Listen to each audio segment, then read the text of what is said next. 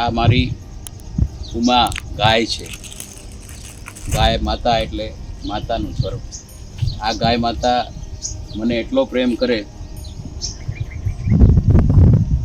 દીકરીને ગાય દોરે ત્યાં જાય. આ ગાય માતા મારી જિંદગીની અમૂલ્ય માતા છે.